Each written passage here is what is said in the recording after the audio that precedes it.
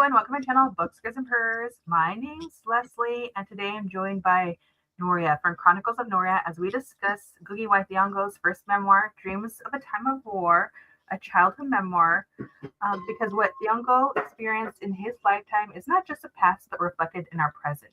And to work towards a better future requires an understanding of both. The author did pass last May, so it's already going to be a year. And I just thought in celebration of his life and his work, I would discuss a book on a quarterly basis that is one of his memoirs. And in the Dreams in a Time of War, Ngugi deftly etches a bygone era, capturing the landscape, the people, and their culture, the social and political vicissitudes of life under colonialism and war, and the troubled relationship between an emerging Christianized middle class and the rural poor.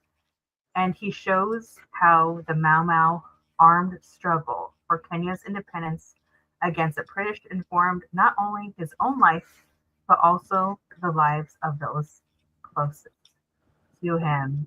Noria, thank you for being here. Thank you for having me, Leslie. Thank you. Now, if anyone happens to be living under a rock, would you mind telling people about your channel? Okay, hi everybody. I'm Noria of Chronicles of Noria. I have been on YouTube since 2018.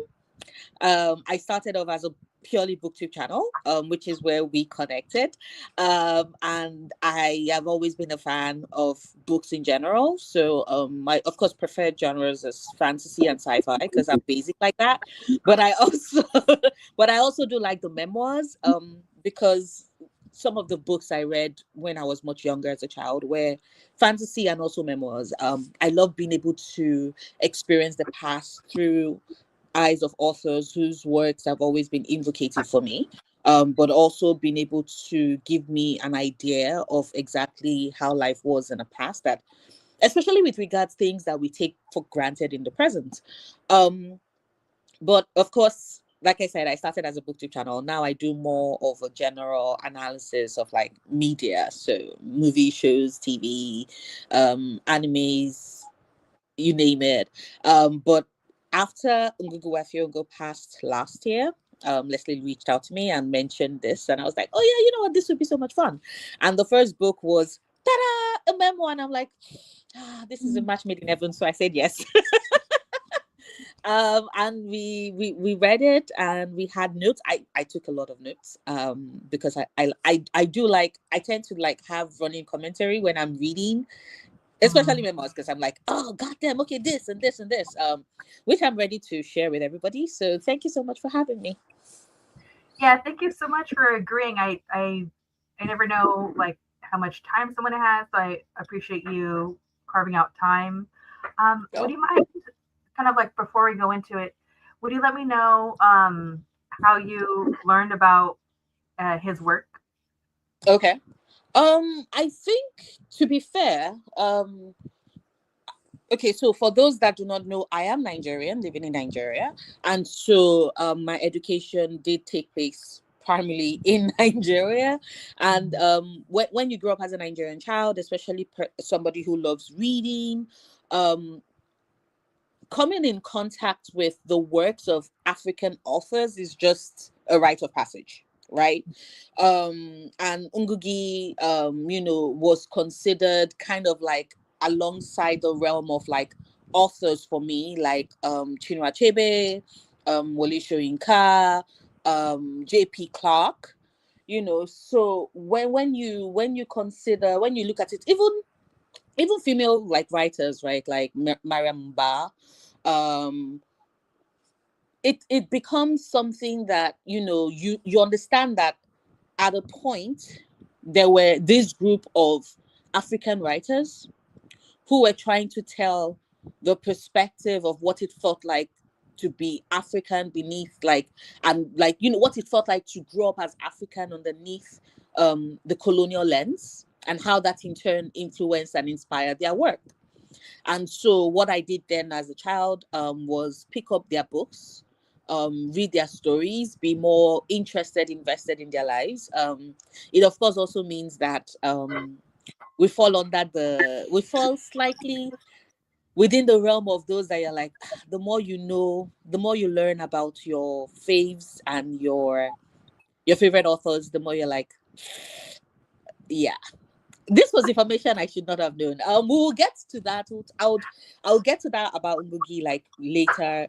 Because there's stuff about him that we discover later on in his life, and I would address that as you're talking about the story, about the book.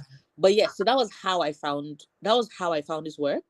I remember because I can't remember. I'm trying to remember the book because it was either that or Beautiful Ones Are Not Yet Born by Aikwe Ama. That was like the two books. I had to choose one of those books to read for school. And I ended up choosing Beautiful Ones Are Not Yet Born just because I saw the title Beautiful and I was like, oh, this could be fun. Big mistake. Not because the book was not fantastic. Aikwe Ama is fantastic. But because there was a depiction in there of filth on a banister that ensured that till now, I read that like in my early teens, till now, and I'm in my 30s, I have never touched a banister again in my life. You know, when you read something, a paragraph that is so evocative of filth and contamination and disgust and rot, and I was just like, I don't care if I'm sliding down my ass and I'm about to like take a tumble down the stairs. I am never touching a banister again. And I never did. And I never have. And that book haunted me for a very long time. So anytime I think of Ngũgĩ I feel I'm like, I could have saved myself if I just chosen the Ngũgĩ book. So that was how I found out about it for the first time. And this is my first Ngũgĩ story. And I'm very happy about it. Oh no, there was the colonization of language was actually my first, which I enjoyed. And then, this. Yes. And it's very short, but yes, that's definitely a book I refer to, or sometimes I'll go back and I'll read a passage. That was really like, I felt like I might have thoughts and feelings, but I don't know how to verbalize them. Yeah. I felt like that's what he did for me because he's really almost feels like a dictionary of how colonized, about like a blueprint, I guess you could say, maybe like more of a blueprint about how colonization happens, but also to understand it is to like, then we have to figure out, well, what are the steps to break away from it, to unlearn. To unlearn it. It gives us the language with which we have to unlearn. And that is very important. Like I said, it's something that the writers of his era, they all do very well. It's just that none of them actually did a separate book that just focused on it, which was something else that I really enjoyed and I appreciated that he put together and like published. So yes. Yeah, definitely. And then like for me, I just stumbled upon one of his books because I was a book hoarder and I walked into a bookstore and happened to have his book and I just really liked the cover. Do I have it here? It was like a devil on the cross. Okay, yeah. I liked it. There's a woman, so I felt like, well, it's gonna have a female protagonist. But it's definitely like, I guess you could say like a modern time. So I was just kind of like, I just never heard of him before. But then by looking at this, it says a Penguin Classic. So I'm like, but why don't I know about this person? So if it's a classic, so that's why I ended up picking it up. I loved his writing and his approach, and I was like, oh wow, where has he been my whole life? I really liked it. And before I get started, I'm gonna go say hello to everyone in the chat. Hello. Rose Jennings. Darfully and I are talking about heated rivalry.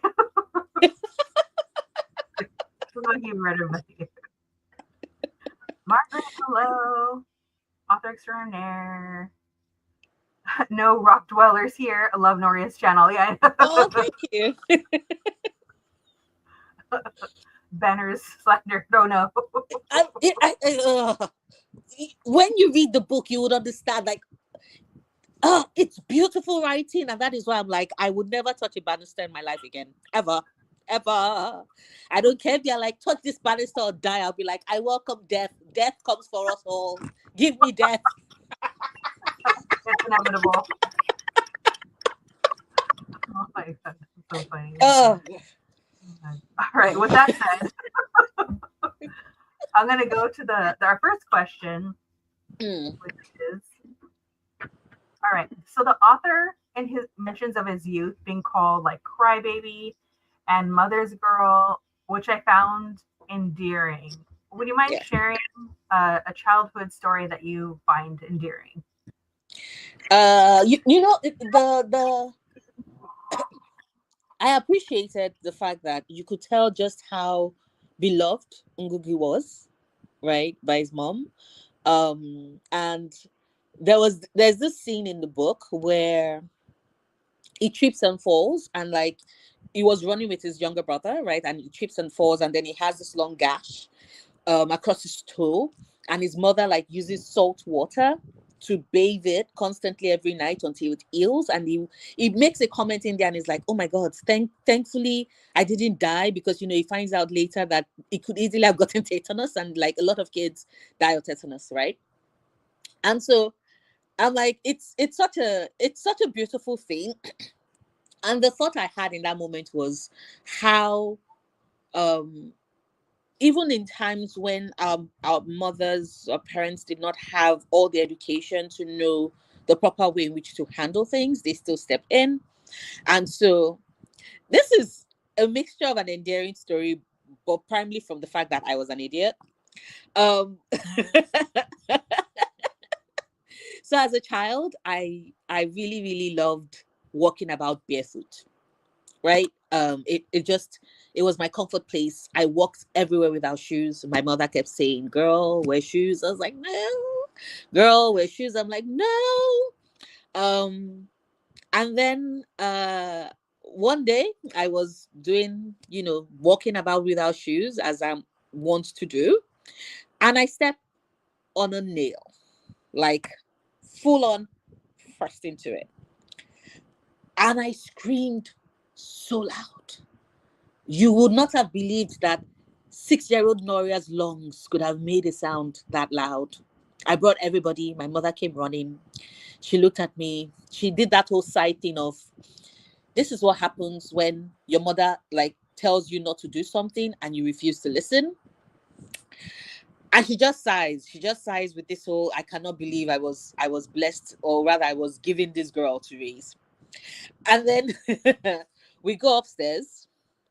Now I'm thinking I'm about to die. My leg, I'm losing this leg.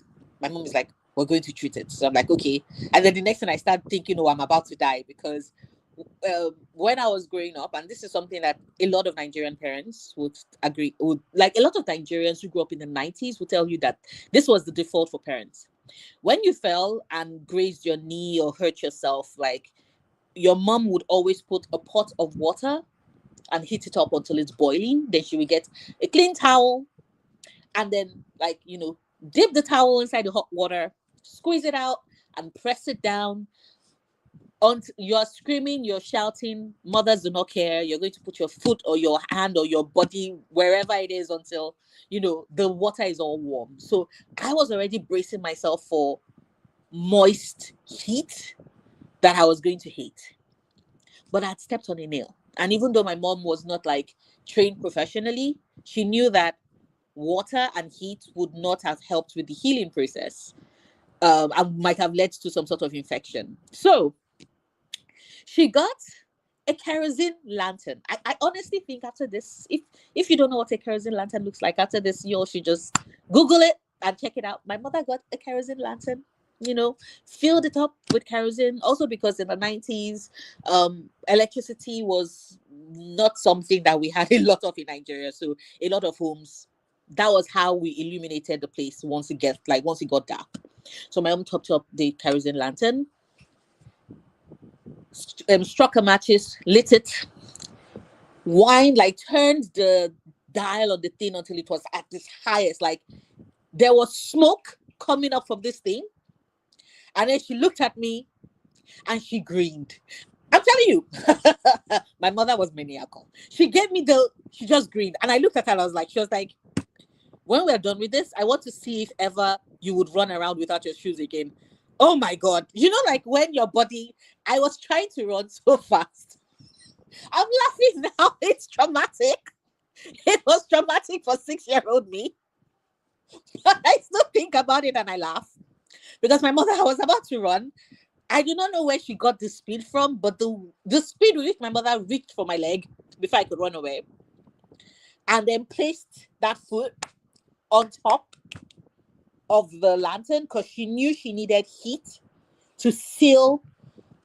Oh, I screamed, and then she was like, the next time you want to go about without any shoes, you need to remember this. This pain will remind you. And so just as I cannot walk anywhere, I cannot touch a banister, I cannot walk outside of my house without shoes. Like, you know, I want to be a fairy child. I want to like walk on grass and be like, I'm one with nature. And, you know, I'm feeling the grass beneath my feet and oh, the wind. I want to be that girl.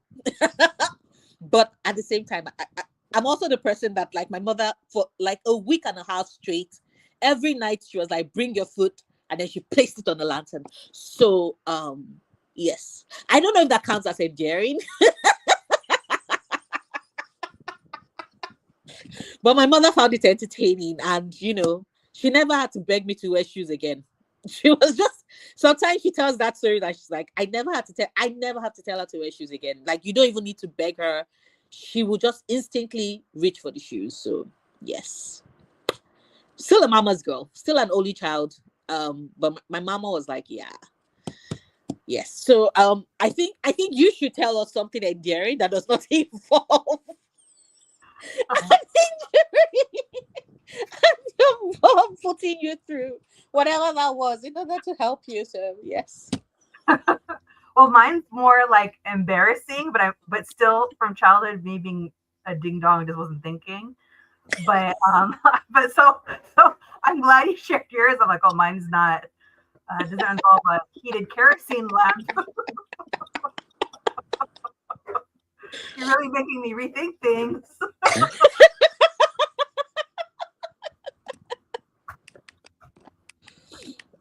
Oh my god.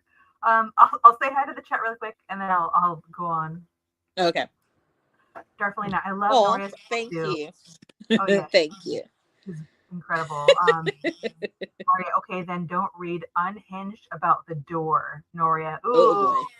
we will look Oh it up. boy. Okay. There's, Let me. what, Am I going to search for it? Yes. Am I going to search for it so that I can so I can like keep an eye out and avoid it? Yes. Margaret says, but you didn't get tetanus though, so Exactly. She likes to remind me of this. She's like, it worked. And I'm like, you're traumatized. She's like, you're traumatized but alive. Traumatized but alive. And I was like, wow. Excellent parenting, Ma. you live to laugh at it one day. So there you go.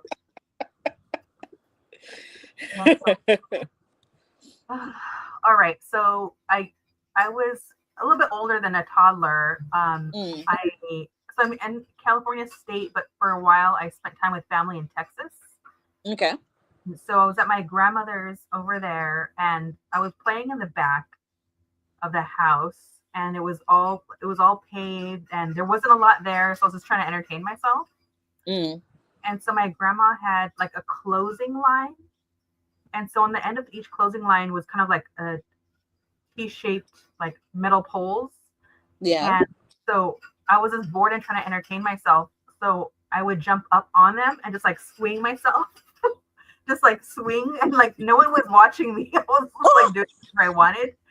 So I was swinging, and I swung too hard, and so I lost my grip, and I fell back on my back. So hitting pavement, that it's already like winded me. What was worse is when I went to swing right underneath me was a cactus plant. Ow, ouch. So my ass was filled with needles. And it wasn't the long needles, it was like the little ones. And I was in so much pain, but my mom had to take me to the restroom, and she just had to get like the tweezers, and she had to go to town. I was like, crying.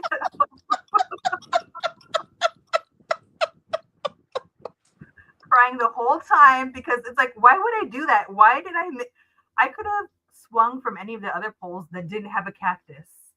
But I swung. I don't know what this did. Why?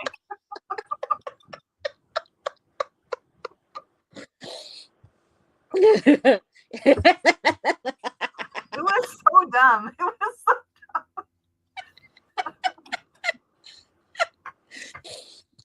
Well, in your defense, you couldn't have known that you were going to fall. Like, if that hadn't happened, you would have been cactus free. You would have had a cactus free ass. Is that what we? It really was an F around and find out moment, but like the childhood version. Why? Why did any of that sound like a good idea to me? I don't know. I don't know.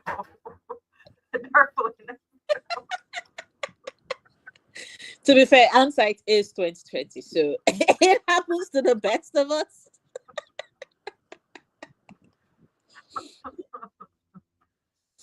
Oh God. So yeah, those are our endearing stories, our childhood stories. Oh God.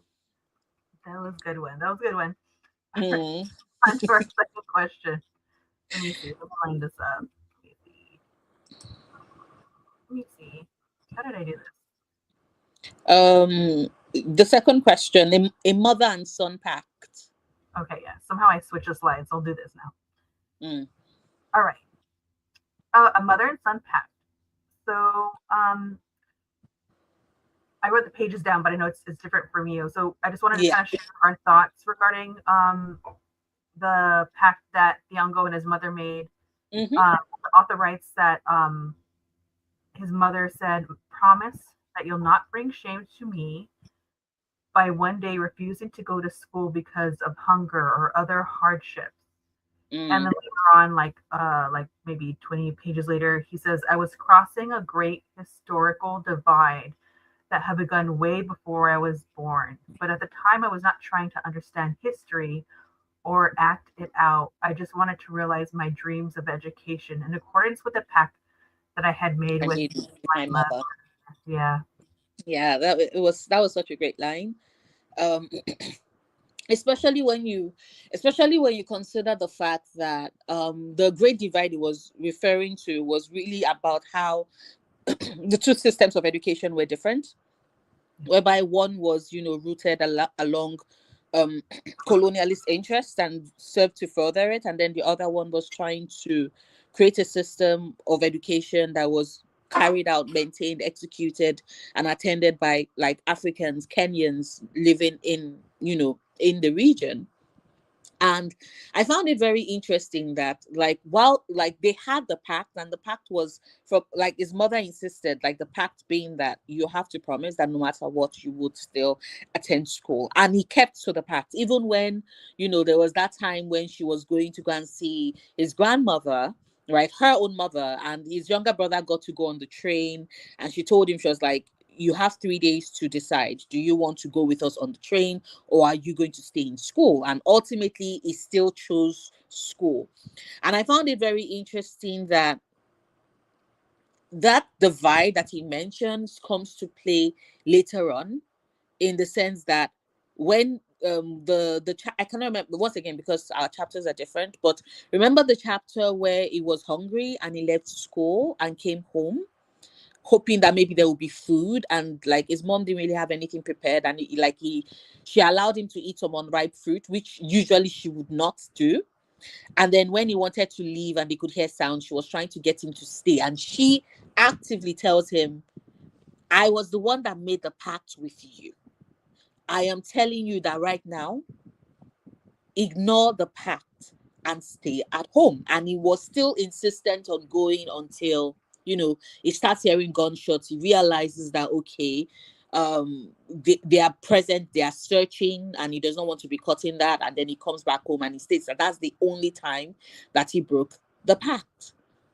And I found it interesting that it was like when things came to a head between established colonialist established colonialist forces who were trying to break dissidents among, like, Kenyans who wanted their freedom, and the which we can say was represented by the initial group of, like, the education he was getting at the start, that was pushed by the Reverend Kahunga, and then that was not pushed but like supported by him, and like versus the new school that he was going up until the colonialists came and shut it down and turned it into. We're going to get into that part of the imprisonment and all of that, like, later on in another question. But I found it interesting because it's a great way to show that his mom wanted better for her son. Education for her was a way in which her children could have a future for themselves, one that was not bound by, okay, is the land profitable, is it fertile, is it bringing like good food, are your cows, are your goats, are they alive? Because I think it spoke to her foresight that she wanted her kids to have options with regards what kind of future they would have, and she wanted a commitment from him because she knew it was not going to be easy. She knew it was going to be hard, but she also knew that if Ngugi stuck to it, then the result would be great. And it speaks a lot that within the pact, the only thing she asked of him was, is this the best you could have done? It's such a good question because it's not a case of, oh, she's comparing her son to others, or she's insisting that you must always do this. No, like, so far as he can honestly answer that he did his best and he put forward his best, she's happy with it. And even though she does not really understand the context of it, like, when someone mentions that, oh, your son got into this school, blah blah blah, he's the first in this, she does not really get the skill of it, but she's happy in the fact that Ngugi kept to the pact they had.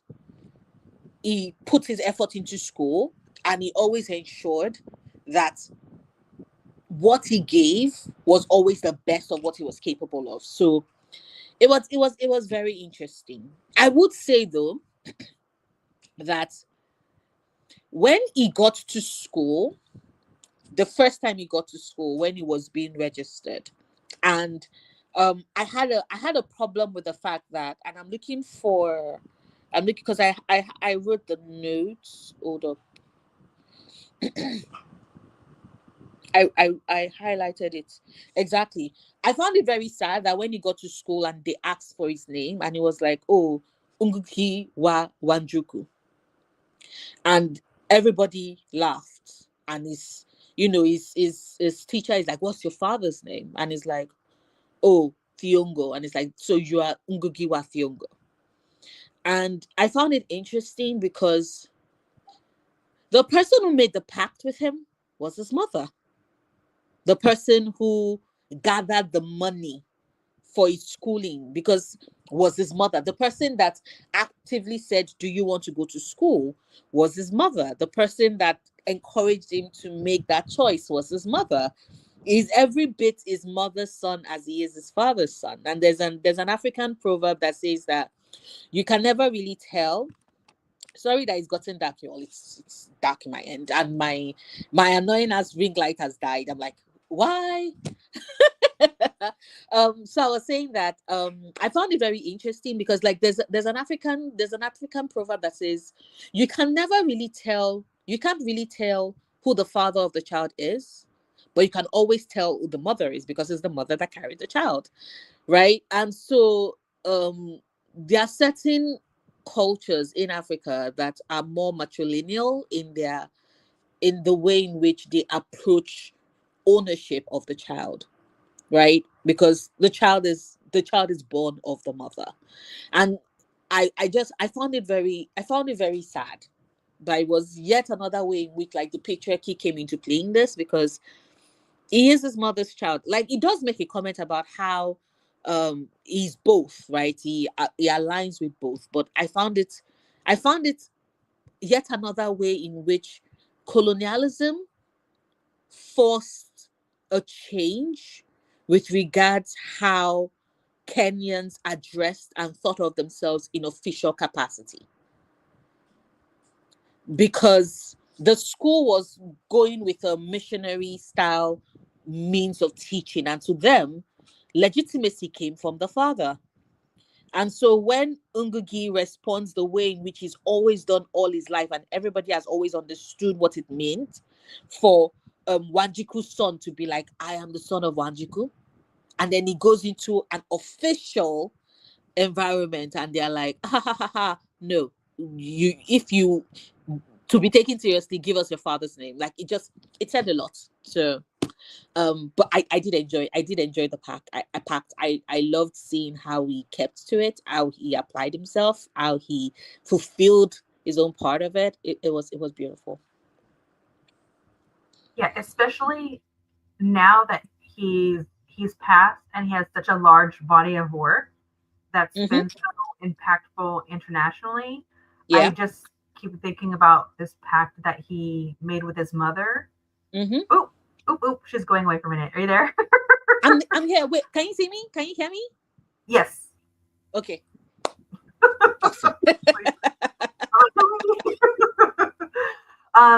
But yeah, I just keep thinking back that, wow, he's passed. He has his whole body of work.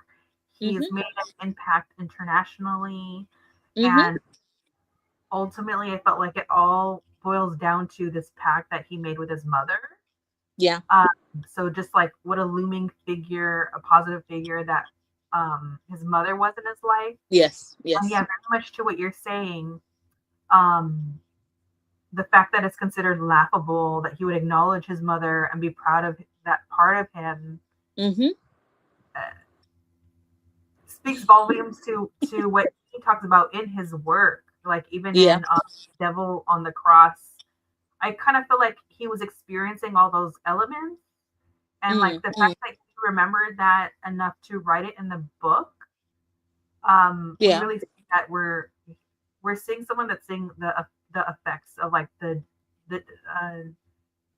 gendered issues. Yes. In a way, and I mean, I don't know. His mother was so beautiful, and the fact that he, even though when things are dangerous, would still go to school. Like there's just so many obstacles. Just like I just kept picturing a kid just walking to school, and there's like flanked by them are always like negative, like not good things happening, and yet he still stayed on that path. He's like, nope, this is the promise that I made, so I'm gonna stick to it. So there's a lot being built up around him, and there's a lot being destroyed, but he just kind of, like, his mother's like his North Star, like just keep sticking to it. Yes. So I thought that was like really beautiful. Before I go to my next question, I'll just say hello. Thanks for being here. Hi. All right, so my next question, let me see.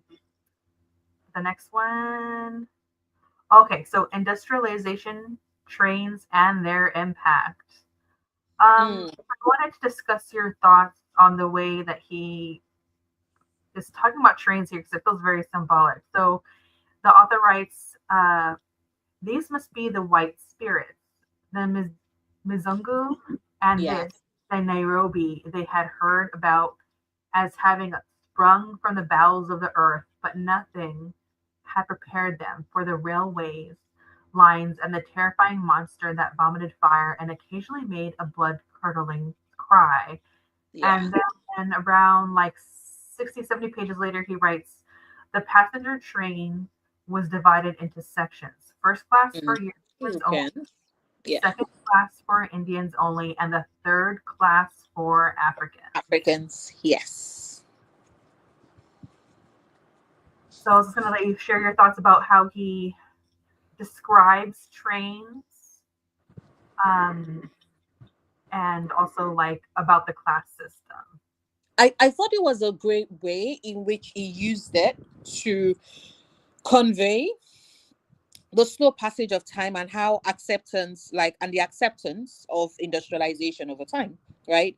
Because in his first depiction, in his first description, it was telling it from the perspective of when they left, like, his paternal grandparents were worried about the plague and sent them off, for their own safety.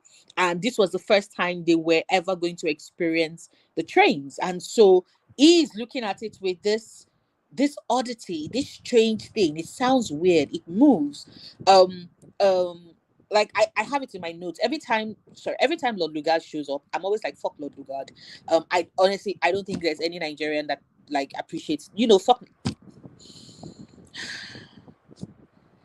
It was a protector general for Nigeria before Nigeria was Nigeria, because he drew borders and was like, we're packaging this region and turning it into a product. And so, Frederick Lord Lugard, I hope you'll continue to rot in hell. Anyway, sorry. When he talks about how Nairobi just seemingly was born, because once again, Nairobi was created, right? Was put together, was drawn together. And so the first part of the passage is explaining the perspective of an Ngugi who at this point is still a child, right? Not even Ngugi. This was his father and his father's brother. Right? This was his father and his father's brother. Like, they were young, their parents sent them away because they didn't want them to die in the plague and all of that. And so the perspective was coming from these two boys who up until that point had never experienced it before. And so to them, this was strange. This was weird. This was something mystical, something to be kept away from, right? And then you consider the generational shift of when it's now from the perspective of Ngugi himself, and he and his own younger brother are instead very excited at the thought of going on the train. They are excited, they are hopeful that their mother would bring them along, because now years have passed, decades have passed. The trains are not something to fear anymore. There is no thought of, why is it making that sound? What powers it? What drives it? There's a lack of recognition of the cost, the human cost that went into building the train. They don't have this knowledge. It's this new entity, this new being, this method of transportation that is so cool, that they've always observed from the outside, and now it is their chance to get in. And yet, even in their chance to get in, it flies over their heads that the very clear segregation that goes in, whereby you have a white only compartment, an Asian, an Indian only compartment, and then they're like third classes for the rest of the year, right? And it also speaks a lot to the slight dynamics. So most African countries, our experience with colonialism differs in different, like in slight, some of us in slight ways, others in bigger ways, right? So this book was very clear. This is something that a lot of us already knew, but this was very clear with regards how Kenyans had to deal with the fact that you had your British on the soil, but you also had the Indians as well, and there was just that bit of rivalry that went into it. Nigerians did not have that experience, so it was just the white colonialists and then the rest of us, right? And I found it very interesting that even with the segregation on the train, it was clear what the British had wanted to accomplish, or was hoping to accomplish, which was to further drive the race divide, whereby we're going to give the Indians a little better treatment. They are still considered less than the white Europeans, but we're going to treat them a little better than we do the Africans, so that the Africans can resent them and the Indians can think they're better than them. And so that way, we reduce the risk of these two coming together in order to fight us and get us out, right? Of course, we know that they fail, because based off of what's his name? Hold up. Give me a second. Ngandi. I love Ngandi so much. Based off of all of Ngandi's stories and everything he mentions about, like, the effort that the Indians, the Asians are putting into helping the Kenyans fight for their freedom, fight for their rights. They have been doing that. There's solidarity to be had around the world, especially with regards trying to free Kenya from the shackles of colonialism. It's very interesting to note that they don't utterly succeed. But like that depiction, but remember, this depiction comes before we hear Ngandi's words. And so it's a very nice way to show that, the Europeans were going for a sort of divisive system, and even with the way in which they built the trains, they had worked that in. It's just vile. It's just vile. But yes, that's about, those were like my thoughts when I was reading that part. Yeah, it felt like even though that was literally what happened, physically what happened, it also felt like symbolic of like of racism and classism within a train. Yes. And the idea that it's this monster, I thought was how he continues to describe a train, which I found interesting, because for some, a train could mean access, but then we have to think about who has the access. Yes. And then also who builds it, who sacrifices, who benefits from it. Yeah. Right? Yeah. Who benefits from it. Because at the same time, based off of the way in which it's built, you also know that if it wasn't for the sake, and this is something that a lot of Nigerians who do not study history and who do not consider like the subtleties of all these interactions and the choices that the colonialists make, they're like, oh, but they fixed our roads and they built trains and all of that. And I'm like, yes, but who was it to serve? What was the benefit? If it wasn't to aid access for their own people, do you really think they'll be like, let's help those Africans build a train and give them train stations? And like, no, it was to serve.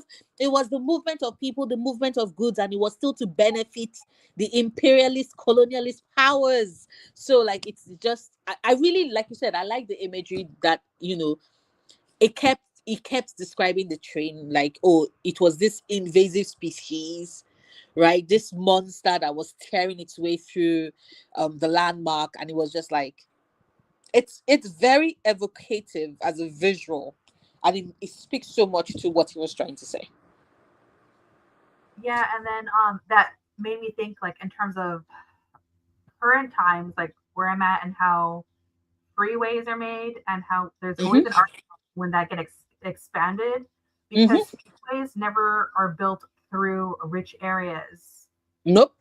They always end up going through areas where it's low income, and there's a minority demographic within there. Yep.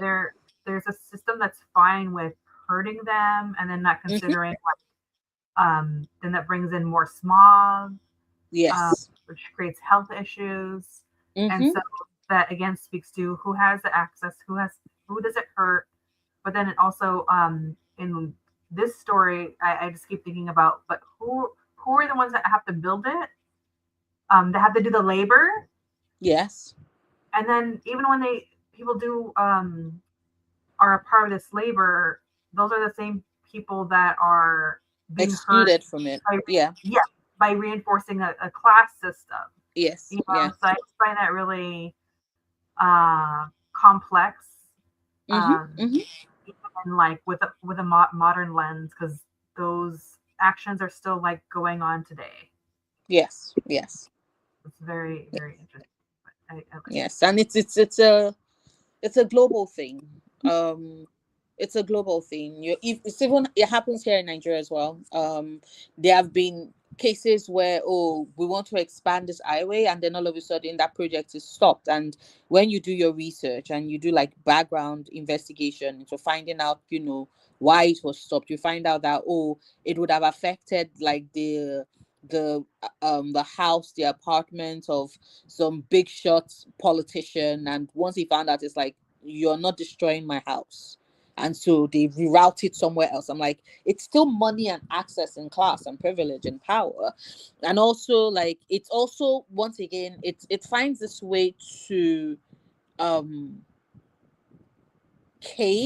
contain groups of people into increasingly smaller spaces, because they just keep taking up space, and then they reduce, like in those communities, they reduce like the areas where like their kids can play, because to them these people are not deserving of having this space when it could be added into this complex that is industrialization and expansion. And you all should be grateful that we are running a fucking highway through your neighborhood, even though now your kids don't even have any place to play.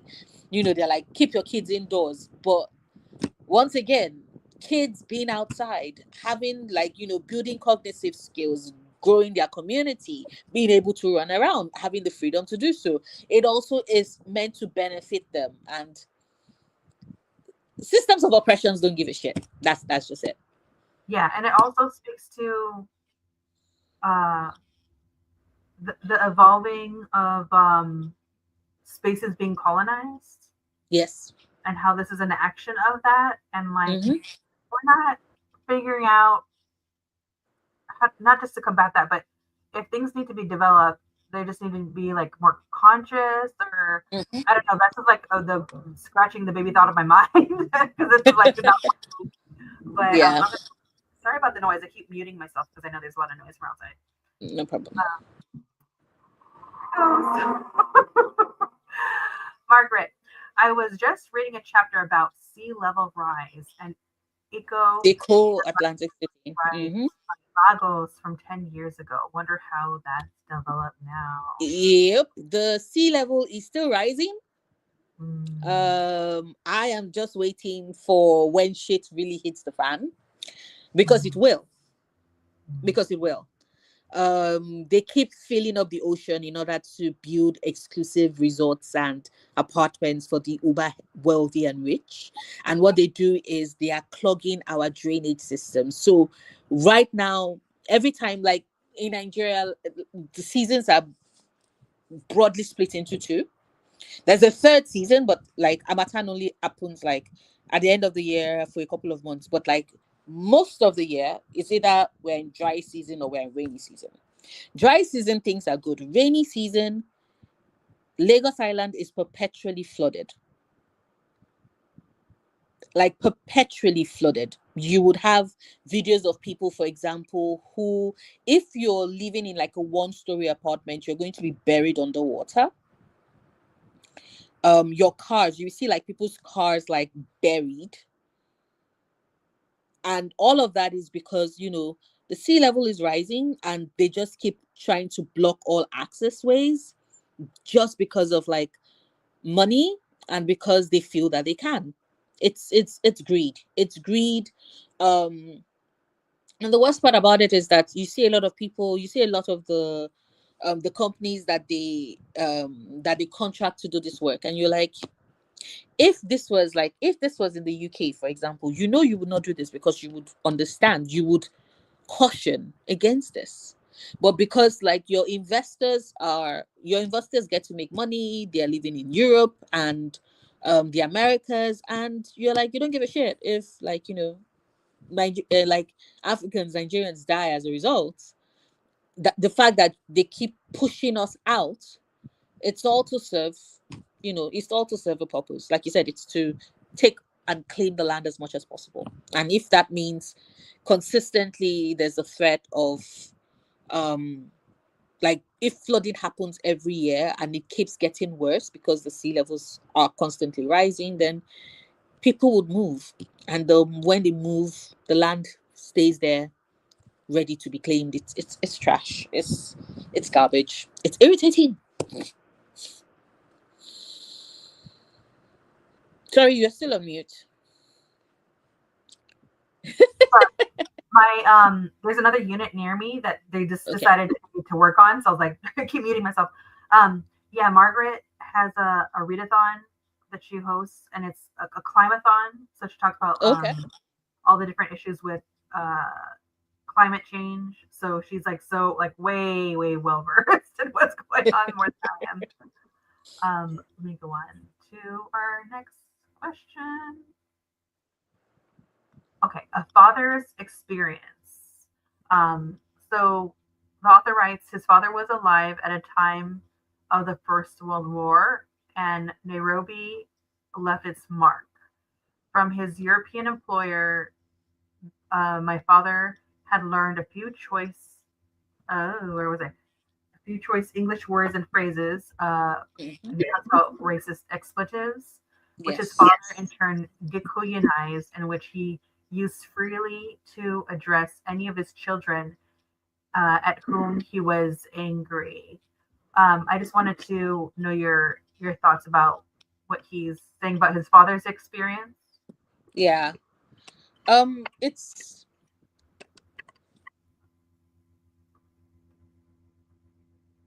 We'll give her a minute.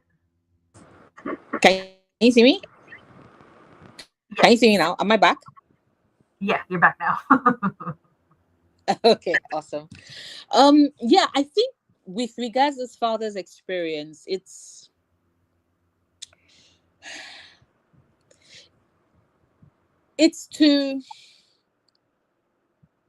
father was portrayed or written to be someone, or not portrayed, because like portrayed would imply that that's like it's a righteous choice, right? His father is clearly a man of great pride, right? And pride has been something that has been a really active part of his existence, even with with the war. He didn't want to go fight, and it was his employer that hid him. Of course, the employer did not do it out of the goodness of his own heart. He did it because he did not want to lose such a resource, and so did everything to ensure to help him escape the war. And but even with that, even though it is initially meant to be this benevolent force, it does not take away the fact that this is still a man that the reason why Thiong'o is able to be having such racist explicits to throw at his sons, because that is something that he has had to internalize, which means that these good employers in quote, have been tossing that his way when he was working with them, and he learned to swallow it because as a matter of work. But when power shifts for him, he then tosses it onto those that do not have the power to resist. It's kind of like, I'm transferring all of that onto you because I have power over you. Power I did not have over the employers that were saying all of these things to me. And I found it like a very interesting thing, especially with regards the fact that, and I had it written here. I was like, I think it says a lot about Thiong'o that it was his father-in-law that helped him regain his pride. Because remember, I mentioned pride is a big deal for this man. I think it says a lot about Thiong'o that it was his father-in-law that helped him regain his pride after Reverend Kahuru basically stole his land. And when he lost it all, for the sake of his pride, he resorted to violence against the very women whose father had helped save said pride. Thiong'o as a person is somebody, like I mentioned, that the abuse, the abuse he swallows when he believes that someone else has power over him is unafraid to dish out when he believes that he has power over someone else.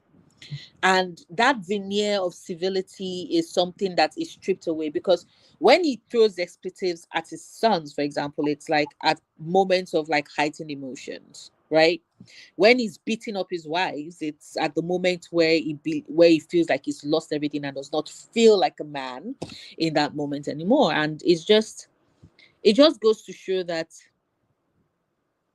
even with someone who has experienced that abuse, right, there's nothing that says that they will not become the perpetrator in the next moment. And this is of course where I would then talk about, sorry, excuse me, this is of course where I would then talk about Ngugi himself, and his son having accused him of being of physically abusing his mother, right? And when I was reading these chapters, when I was reading the book, all I was just thinking about was that you can see that even though he knew what his own mother had experienced at the hands of his father, and how his father had reacted, it still did not stop Ngugi himself from at the same time perpetuating that cycle of abuse when he too was in a position where he felt he could lash out at his wife. So it was just it's yeah, it humanizes his father, but at the same time it also just shows just how it's all a power play when you really consider it. Yeah, there was a couple You're of on things. mute again. Oh, gosh. Sorry, I want to get a glass of water, so I can hear you. I just want to get to the fridge. So you can talk. I can hear you. I just want to get to the fridge. So I'm just going to put on my camera for like 10 seconds and go on mute so I can get it. But yes, but you're still on mute. Do what you have to do. Yeah, I'm glad you brought that up. I'm like, I hope I don't forget anything. There's a couple of things. One is everything you said, yes, but I also felt like this was an example of we're seeing. Okay, wait. I think the error is from my end because I can't hear anything you're saying, and I know you're not on mute. So let me exit the chat and then come back in. Let me see if that would help me with the sound because I can't hear what you're saying. All right, we'll give her a second. I hope I don't forget my thoughts. I did write notes. But I'm gonna go ahead and yeah. She's gonna miss this. Get that money, run for high ground. Yeah. When it comes to Lagos, I know, of course, no money being offered, but imagine the idea here. Yeah, it's always something. Hey, Bree, thank you for popping in. Are you having a sprint later? I haven't looked, but yeah, thank you for being here. Yes, trickle down oppression, old story, which is why I'm glad she brought up what one of Thiong'o's sons brought up. I think I found out it was prior to his passing. It had to be like within a year of his passing that his son spoke out, and he has quite a few kids himself. He has a lot of I don't think I mentioned how many, but he has a lot of brothers and sisters because of growing up in a polygamous family. But that question will come up in a little bit. But I'm trying to hold off on saying anything until she gets here. But I definitely feel like this is a connection of like generational trauma, and like I'm reading about it. Oh, where is she? There she is. Hey, I can hear you. Okay, good. Sound is back. Okay. So now let me go get what's coming. But you can continue talking. I can hear you. Okay. I was just I was catching up on the chat and saying hello to everyone, anyways. And Ketchy's here. Salutations. All right, so I'll do this. So regarding the father's experience between how he was treated as employers and then how he passes that on to his kids, but then also, yes, we now know how Thiong'o himself like reinforced that. I thought this was a really good example of generational trauma being played out and where that comes from, which I think is still part of like the colonial construct. And there's something that, I have a daughter that's 19 now. And so I raised her very differently from how I was raised. And there's something that's been kind of like I've been mulling over in my mind, and it's not until I've read authors that are actually like from my generation that I really feel like I'm starting to grasp things, because like I'd have to say my generation, the generations before, there's like just like corporal punishment or like hitting of your kids and stuff like that. But my thought now as an adult and raising my kid is that I think that all comes and is related to a colonial construct. And that is Yeah. like when we're seeing his employer and like the abuse that the generation before me and all the ones experience is, I think sometimes parents were on their impression that, oh, if I treat my kids badly or if I um, physically harm them, they will then grow up to be good citizens. And what does that mean to be a good citizen? That really means to comply and not question, uh, and to be manipulated, to be honest. Yeah. And I think that's all connected part of like the colonial system, and that's something that again I kind of feel like it's just generational trauma, and that's really where it's coming from. So just like decolonizing is such like a vast term, but then there has to be like this decolonizing of like how someone parents, because I just keep thinking that I don't want to raise my kid to just only listen to what I'm saying, because then they're going to go out into the world and then it's setting up my kid to be used. Yes. And kind of reinforce a colonial mindset if she doesn't know how to challenge and protect herself. And but so that's kind of the environment I feel like that needs to be kind of like restructured in my mind and hopefully others. Because telling a kid like in school, like I know I'm speaking in generally, but like just like to be quiet and listen, like that's not enough, because then you're setting up to set them up in a society and just to be quiet and listen, and that doesn't work either, Yeah. And so when I'm hearing about how his father's employer, treated him, and then he would go home and take it out on his kids, I also feel like that's reactionary. That's also I've been kind of what you're talking about, pride. It's like, oh, in one environment, I'm being stripped of my pride. I have to regain it somewhere. And the only way to do that is to strip away my kids' pride.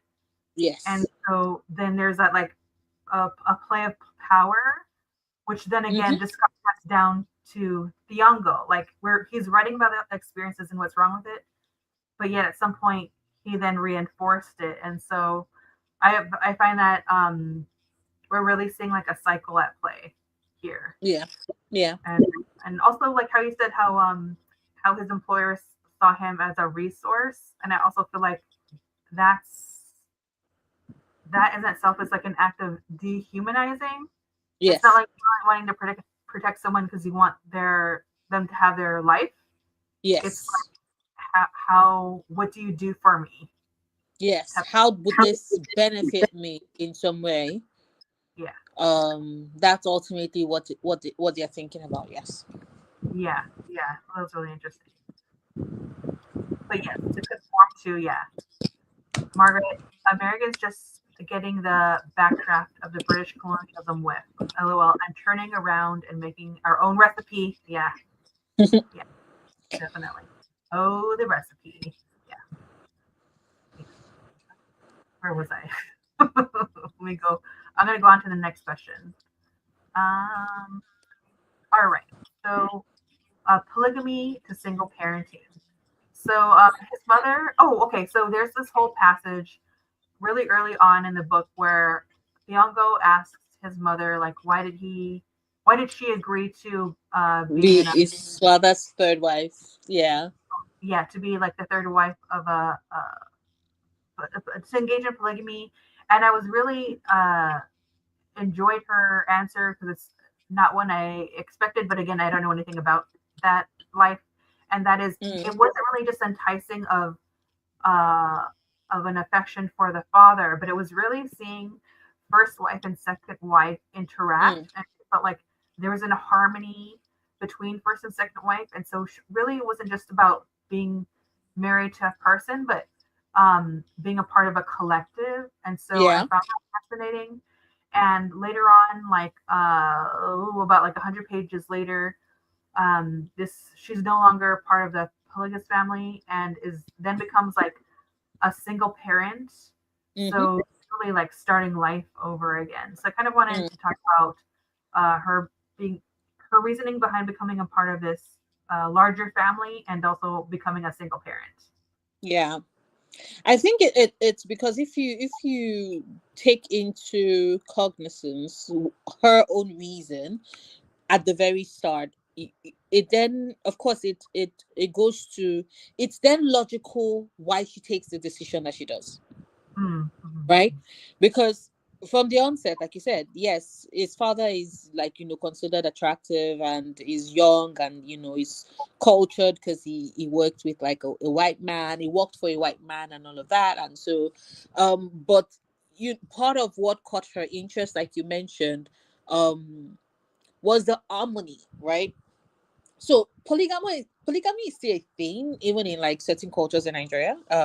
My mother was the second wife to my stepfather, so the polygamous household is something that I'm very familiar with.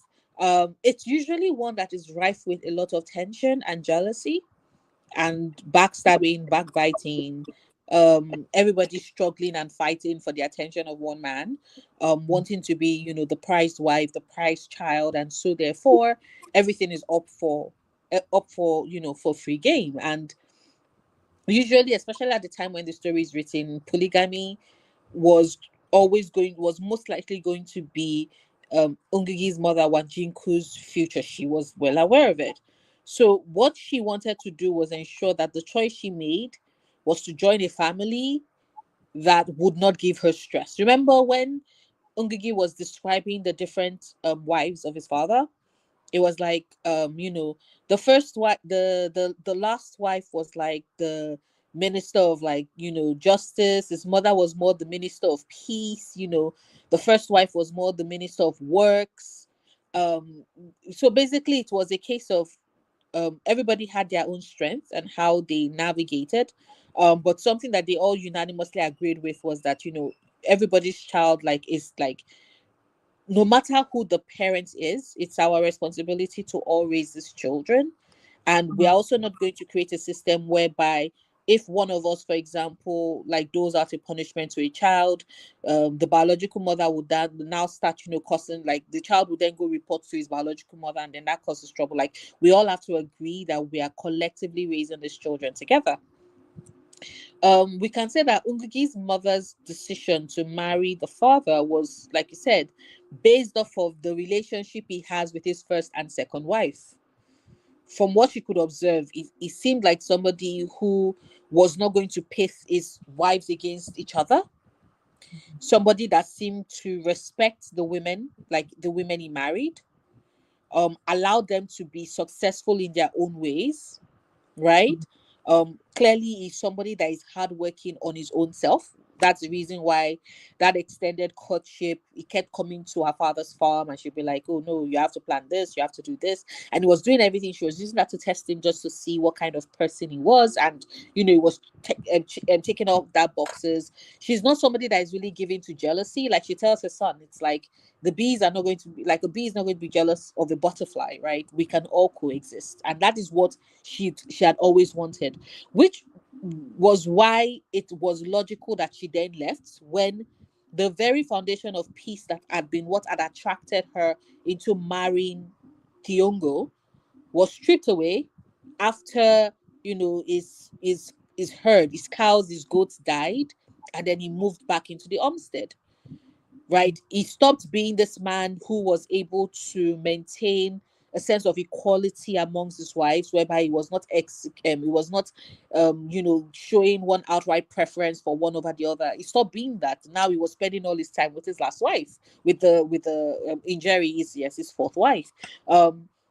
He stopped being somebody who respected his wives to being someone who was actively abusing them and like beating them up, right? And then to now make matters worse, he stopped being somebody who was also supportive of, like, a respecter of their hard work. He wanted to steal from her what she had planted, what she had put in so much effort into building, because of his own jealousy and greed. He wanted to steal from her. So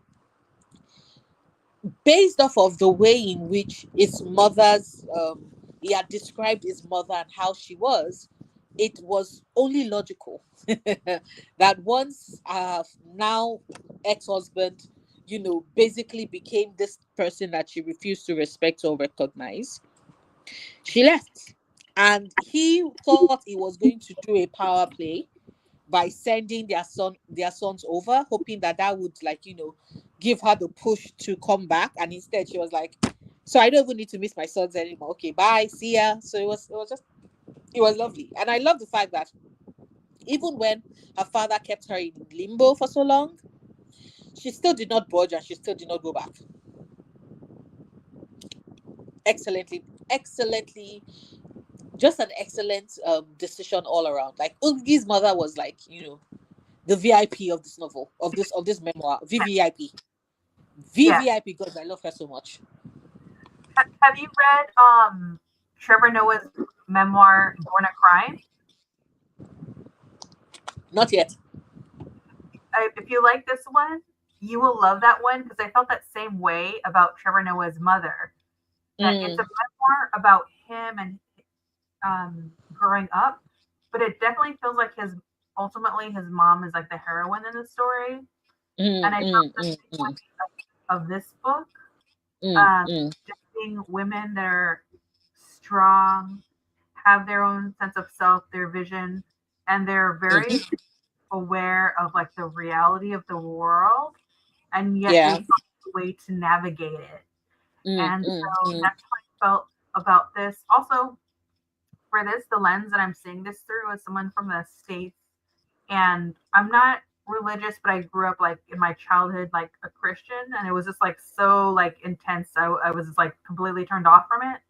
And some of this, I was really thankful to read this, because I would say like in a Christian household, when someone marries, it's like you're supposed to marry one person, even though the divorce rate is like huge over here. But then anybody else's like construct is like considered evil. And so I was really thankful to read this, because this relationship of polygamy is just as complicated as any other relationship when it's just two people,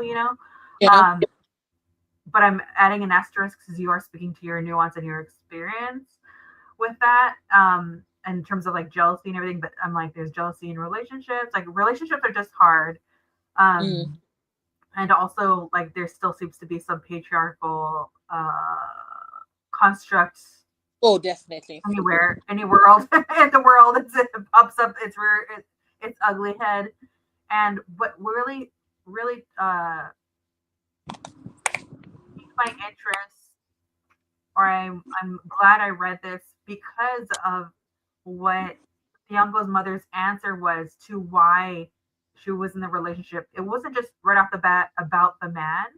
Yeah. It was the relationship of the women. Yes. And I would not expect that response. I didn't have anything in mind, but I found that really intriguing and a part of the conversation about why people engage in polygamy that I don't hear about. So I thought that was really important, because it's really more focusing on like, there is a group think that one has to engage with, to want to be a part of those kind of like, it just seems like a really huge family. I liked how there were so many brothers and sisters that that Thiong'o didn't know some of his siblings' names only until adulthood, because they would just call each other nicknames. Yes. And I really love that too. So I just feel like, yeah, with all the negative, you also have to take the positive. But just seeing a strong woman who, like you said earlier, just like the vision. She had envisioned her life a certain way, but again, the reality of things. So then she pivots, and also being a single woman, there's so much against a woman being single. There's the negativity from like society, the stigma, and also how much it hurts her, because she wasn't even sure about like once she is no longer with her husband, what does that mean? Like, is she gonna have to turn over her dowry? Like, there's all Yeah, these. but to be fair, she wasn't even the one that had that thought. Yeah. It was the father. It was her father that was thinking about how he would have to turn back the dowry. Her own space of mind was more with regards to the fact that she had to be in limbo for like the 2 years until her father realized that her husband was not coming back to get her back. Right? Because once again, remember, like we established, Thiong'o was still dealing with his pride, right? So it was all about his pride would not see him going to go and like try and get her back. He needs to negotiate for him from a place of strength, and him like actively deciding to go and get her would be him giving up his pride and giving her the strength, and he doesn't want that, which is of course the reason why he never caves. And I liked it because the way in which we get to see Ngugi's mother in the story, she's this soft-spoken woman who does not like, doesn't like fights, does not approve of him getting into fights and all of that. Of course, she's still not going to scold him if he stands his ground, but she's this peacemaker. And then to see her turn into this woman who has like this sense of, she has such a strong sense of self, and like she does not waver, she does not like change her mind about anything. She's like, nope, this is not what I wanted. This is not what I agreed to this marriage. This is not what I signed up for. I am not going back to this dude. No. And it's just fantastic. Absolutely fantastic. Yeah, it was just talk about a woman that just like went through so much, but I just that really stuck out to me. I'm gonna check on one comment that came in, and then I'll go on to the next question. Margaret, have to get ready for a language meetup now, but we'll pause and come back to watch the rest. Thanks for putting so much thought into reading. Lovely, love it. Thank you, thank you, thank you for even popping in. Thank you for coming in. Definitely. Okay. So the next one, a pear tree. Um, so right around this time when Thiong'o's mother becomes a single parent, he writes, "My mother brings home a small twig of some tree and plants it just outside the courtyard. It is as pear tree," she says, and we laugh at her. "Mother, you do things your own way. You don't plant it during the rains. You choose to do so when the rains are gone." She does not argue. She just smiles, but she waters it, and by the end of the season, our plantings have died, and the pear tree is alive. The hedge has been done all over again. I feel like that kind of is saying so much about who his mother is, but I was gonna let you speak on this first. Yeah, I think it just the pear tree for me speaks a lot to the fact that it's a subtle way for Ngugi to show us just how much foresight his mother has.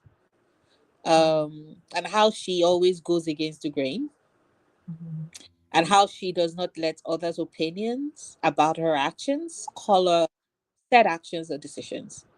Mhm. She's soft, so she's not going to be aggressive in how she stands her ground, but she's unyielding in the fact that she's still going to stand said ground.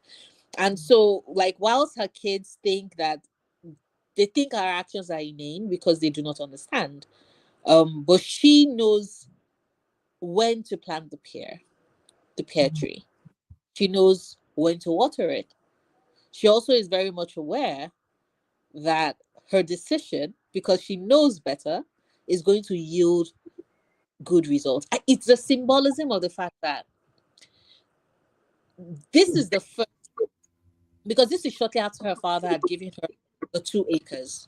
They built their home on 1 acre, and then they turned the second acre into what is meant to be her farm. And this is what they're. So initially, good Wallace had helped them. They had built the home and all of that. They had built their fences, and they were ready to start planting. And I found it very interesting that the symbolism of the fact that right when everything else died around it, the pear tree the soul pear tree is the only thing that is thriving.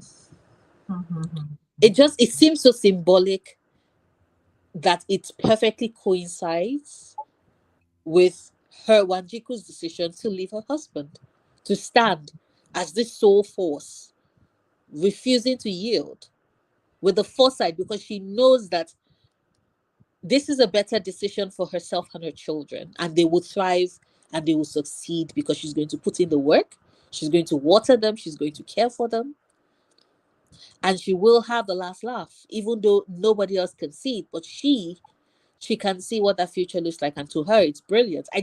It's such a great way, such a fantastic way to speak to the essence of his mother, but in a way that is still significant to her life at that point in time. It's brilliant. It's brilliant work. Yeah, I thought it was so beautiful, but also I felt like, for lack of better words, there is a level of like protests that can take place in a way that we don't always envision. Yeah. She's not arguing with anyone. Mm-hmm. She's not going to waste her time. She's not going to waste her breath. She's not, there's no like verbal argument to prove her point. She's sticking to her decision, and she realizes, whether she does consciously or not, she just knows she's going to persevere. She's going to be consistent. She has, what you said earlier, the foresight and the vision to just put in the work and know that there will yield results, no matter what society is telling her is supposed to happen. Yeah. She's just like, I'm just going to keep doing this. And I felt like there is very much like a quiet strength in that. And that is, I almost feel like that can be a form of rebellion. That could be a form of resistance. Definitely, yeah. And I felt, I also felt like, I related to a little bit to this in a way, because I know this person having a very different experience for me, but I'm an introvert. And I work at a place where there's a lot of extroverts and a lot of high intense personalities. And although I definitely do want to work somewhere else, I have seen a big change in me working at this particular environment, because I think there's plenty of staff that go from 0 to 10 like very quickly. But because I have been very much like immovable, like I don't react or argue back. Yeah. I know that when a person does that, if someone's at a 10, they have no choice, because they realize you're not matching that. Yes. There is a strength in just being kind of level-headed and forces the other person to come back down to reality.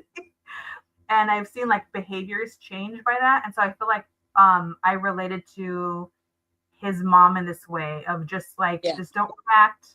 You know what you got to do. The parents will grow. Yeah. And so I just thought that this is like probably my biggest takeaway is just there's going to be a lot of chatter in life, and just because that something is, that's not really set in stone. No one knows what the future holds from one minute to the next. So you just gotta keep like doing your thing. Your thing, yeah. And I thought that was really like a really beautiful example of his mother's strength and who she is. Yes, I concur. Loved it. Absolutely. I'll go on to the next one. Building up and tearing down. Oh, where am I? Oh, yeah, this is in 2 parts. Okay. Building up and tearing down an education. All right. So the author writes, African schools intensified in 1929, and a quest for self-reliance in regards to teachers beyond the government led to the first independent elementary school. And then later on he writes, Oh, hold on, let me go back to this. This is approximately in 1952. I put a note to Mhm. myself. Go to the page so I can know. Let's see if I marked it like I should have. He writes, many other associated with the college were among the thousands arrested, but the biggest blow to the collective psyche occurred when the colonial state turned the college grounds and building into a prison camp where proponents of resistance to colonialism were hanged. So in 1952, colleges were turned into prison camps. Yeah. So I wanted to know your thoughts on this. It's just, it was such an open stance by colonialist forces to try and break the spirit of the resistance, because they understood that an educated citizenry is one that will be able to be able to clearly tell the injustice inherent in a segregated society, the injustice inherent in colonization. And so the fact that Kenyans were learning and growing and creating their own spaces, like their first ever college was built by community effort. They all contributed. They all contributed their money, right? Each group was dropping money and all of that. Together, they built that college. The college is symbolic of Kenyans as a whole deciding that they are going to create a space made up of Kenyans, paid for by Kenyans, taught by Kenyans, attended by Kenyans. There's a symbolism in that whereby Kenyans get to learn about their world, about their history, about information and things that they otherwise would not know, where they become part of the educated elites that are pushing for self governance. And so, in order to break the spirit, there was a symbolism of choosing that very school and turning it into a prison, a place where like the resistance were hung. It was meant to be a direct slap in the face of everybody, and it just reading that chapter was so fucking hard. Yeah. Reading that chapter was so hard. So angry. So It feels infuriating. this definitely feels like something that influenced because this is like his experience Yeah. um decolonizing the mind or Mm, decolonizing the language. I know it's like different names in different places, but I felt like this is what he's speaking to when he talks about learning the language, decolonizing a space, yeah. um, because he does speak of us, like, let's say, creating a theater, or in his real life in this memoir, it's a college. But Mm-hmm. then to colonize a space would be to get a space and imprison people, Yeah. right? And to use them for free labor. And so I felt like uh, creating the school, all those actions, people coming together, Mm-hmm. uniting to create this school is an act of decolonizing. And Yeah. then there's a reaction to colonize. So this like Yeah. it's such a punishment. So it's like here's Yeah. something beautiful being bloomed and then it's Yes. being destroyed. Um They want so to yeah. taint it so bad. It's Mhm, destroy it, eradicate it. It's just mhm, mhm. ah infuriating. Yeah. Yeah. I don't have any more thoughts, but to kind of see how when we're reading this, other than it does get reflected in his work later on, you know. Um, Mm, mm, but then, so there's a part two to this, building up and tearing down in your own words. Um, so as an extension to like my previous question, I wanted to ask if you were to write about a space decolonized and also a colonized space, which space would you write about? mm. I think for me, I would do the same Ngugi and write about the classroom, but more the elementary, the kindergarten classroom. Okay, so to And this is something that he mentions in passing in this book as well.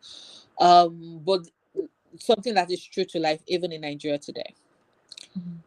In Nigeria, certain okay.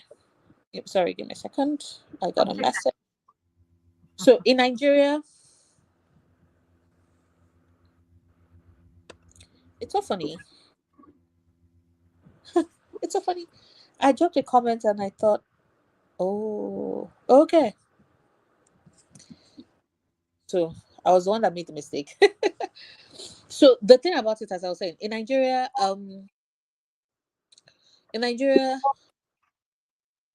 certain schools, and this is interwoven as well with classism, but like certain schools, proper schools, do not allow you to speak your native language. And which is why I said if I was going to pick a space, it's going to be like the kindergarten, like maybe kindergarten to like maybe like up to like third grade, because those are the influential years where like the child is learning language, is learning how to articulate, right? What he said, what matters, what words mean, which language is considered more important, right? And so the thing about like in Nigeria, for example, you get, just like Ngugi mentions in the book, you get caned if you speak in anything but language, but English. And it's such a punitive punishment because you can't even speak like your native language like during recess, during break time. Once you enter, like once you walk through the school gate, you are mandated to speak only in until you leave at the end of the day. This is something that is a remnant from like colonialist rule, whereby the number one way in which to fully, thoroughly break a people is to take their language away from them. Because language is a form of identity, it speaks to culture, it speaks to so many, it's what connects us to our ancestry, it's what connects us to the land, is what reminds you that this is who you are, this is where you're from. What is foreign is the language that you're being forced to speak, because that is not what, you know, that's not what your grandparents spoke, that's not what your great grandparents spoke, right? And colonialist forces did not like that, because it further estranged them and further showed just how they were the intruders onto the native land, and they did not want that, because the goal has always been to steal as much of this land as possible and push out, you know, the indigenous people. And so I personally think that getting children to understand that English language isn't necessarily the better option, because that is what we were taught to believe, right? That for you to be professional, you have to speak in English. For you to be seen as a professional, you have to be able to write English, speak English, read it, do everything perfectly. You need to cast away every other language that is not English, because it's only English that is acceptable.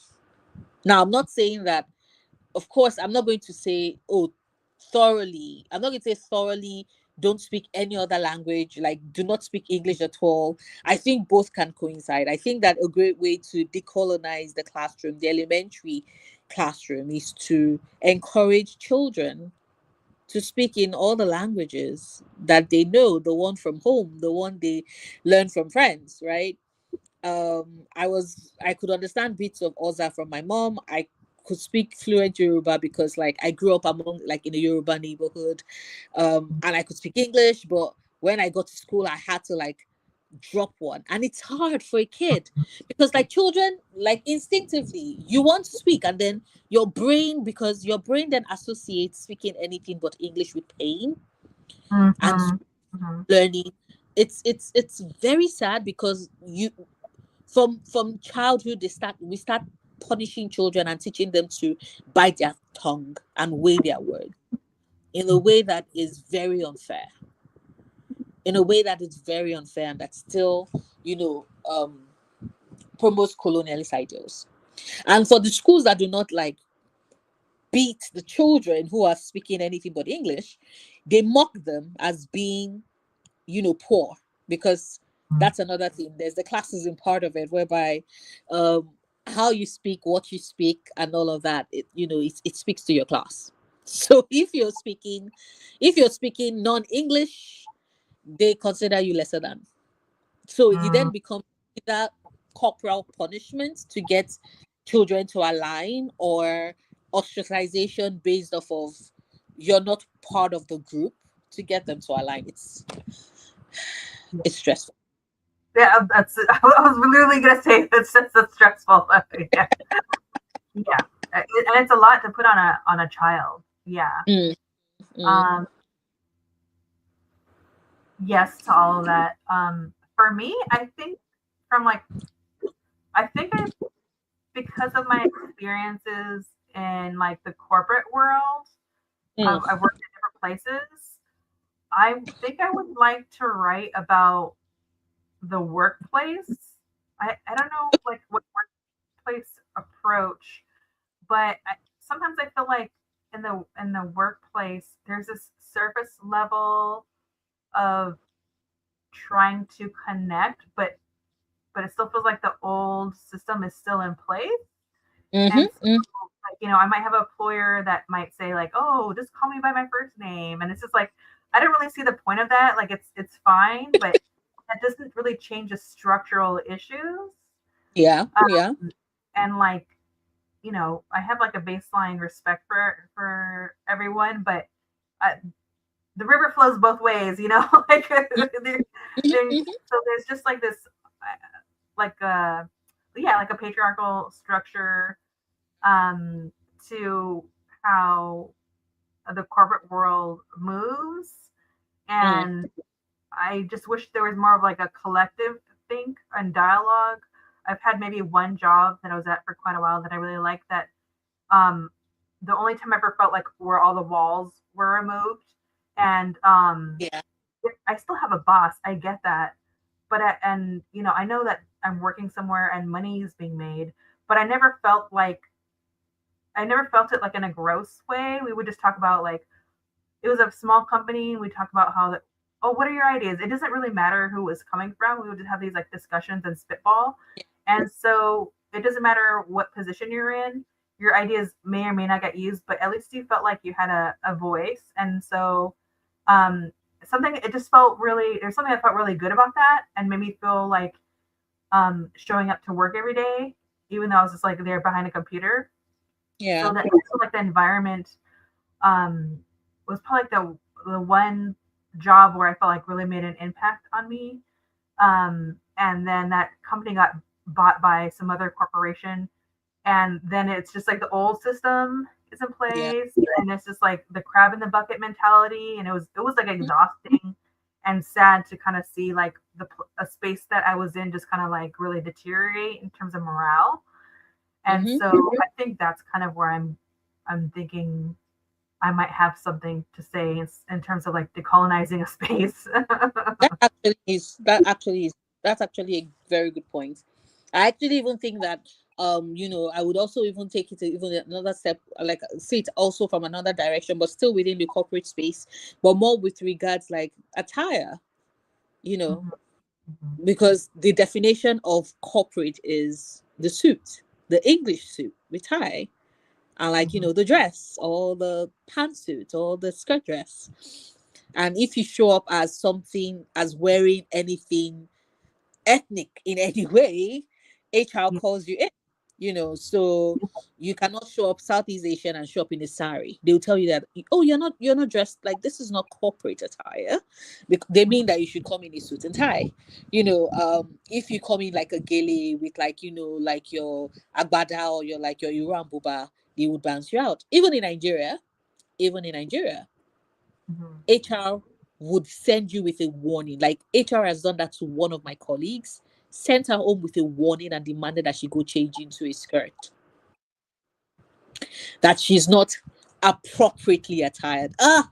Colonialism did a number on the world. God damn it. God, Truly.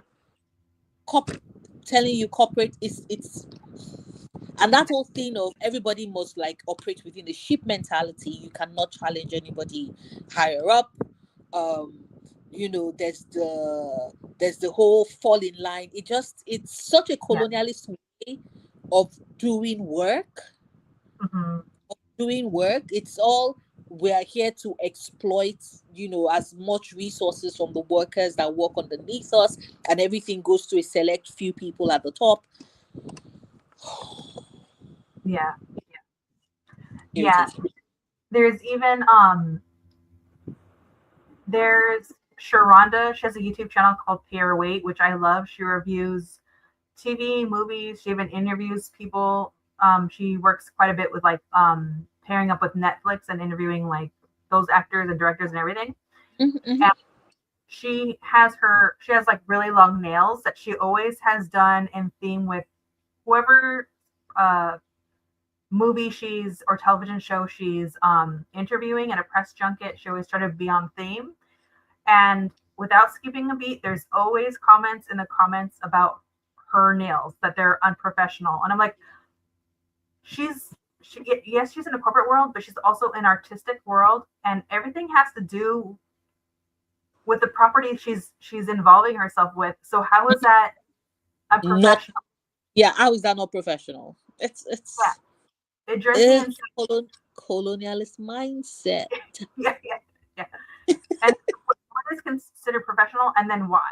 But they don't really answer that. They just like automatically go on the attack. Exactly. And it's so frustrating because you want to like spend time like as a collective and like enjoy. And I love everything that she does. She has great questions. And for some, especially a woman, to see a woman just really like be a badass, ask incredible questions. All the actors, directors, producers, they're always wowed by her questions. And then for people to like boil her down to, well, your nails are unprofessional. Yeah. It just so angry. Anyway, I'll check on the chat really quick and then I'll move on to our next question. Pretty girl Danny, happy to see you. Good afternoon, everyone. To all the mothers here, I probably won't see you tomorrow, so I want to wish you a happy Mother's Day. Every day is your day. Whatever your day looks like, may it be great. Aww. Back at you. You're such a sweetie. Back at you. Absolutely break the colonial pattern of oppression. Speaking multiple languages fluently already from childhood is an accomplishment and proof of intelligence. Thank you. Yeah. Hard agree. Yeah. All right. So the next question: oral media and written news. Where did I put that question? Here we go. Oral media and written news. Okay. Do you see this reflected in society right now? Without African language publications, the only alternative to government radio and English language newspapers were oral media. The oral news in Gikuyu and the accounts written in English often gave conflicting views on the same event, which I found confusing at times. Yeah, I think so. I think that's another thing is there's a level of inaccessibility that comes with like the news only being present via, like, for example, the written medium. So newspapers, magazines, right? You need to be able to read and write to be able to participate in that. When you cannot, there's a separation. Radios, as it contains, like as it works as is, it's something that does, which is like, and for the period of time when I was working in advertising, something that we would all always collectively say, especially within Nigeria, is the fact that radio is the biggest medium because it has the power to pull the largest number of the consumer base, right? You have everybody has a radio on their phone. You have the people that like to gather in communal spaces. It's always easier to have people gathered in a communal space around the radio because, like, Africans traditionally are very community-driven, communal people, and there's just something very entertaining about everybody hearing a voice, right? Like that is basically sharing the information and news, and it brings to mind childhood of us sitting around and like an elder is telling a story and everybody's paying attention and we are following through, because like you've mentioned, and Ngugi also like wrote in the book, like oral tradition has always been a core part of how we tell stories and how we share information. The only problem, of course, is that it always boils down to who is telling the story. Because if it's somebody that is boring or does not have their facts right, then like there's a risk of it not coming through the way in which it's meant to. Um, there's a risk of it like falling through where it becomes boring, not as interesting as one would expect it to be, right? But at the same time, if you do find somebody who is compelling, who is able to hit the bits and also able to pass the information in the most entertaining of ways, then yes, it's also something that is probable, right? It's something that is able to reach a large number of people. Now, the problem has not for me, for example, like the problem has not never really been the written word. The written word is tied to what I mentioned about decolonization and colonization, right? Which regards the fact that the forcing of language, of English language on people. When I was growing up, for example, there were and there still are newspapers that are written in traditional African languages, right? So people can still read them in language. But the problem, remember, is like I mentioned, is literacy, right? Just because you can speak a language does not necessarily mean that you can read the words in the language, and that is where the problem comes in, right? But I also think the way in which the book explores how hearing from like hearing the news on the radio and getting Ndiba's point of view, whereby he gives certain perspectives that are otherwise missing, and then you compare it to the newspaper that at that point had become a tool of propaganda for the government, whereby they strip any sort of nuance from the discussion in order to push certain perspectives. It's a it's a very interesting way to highlight how even with the news, there's a need to keep in mind that it's all to serve a purpose, right?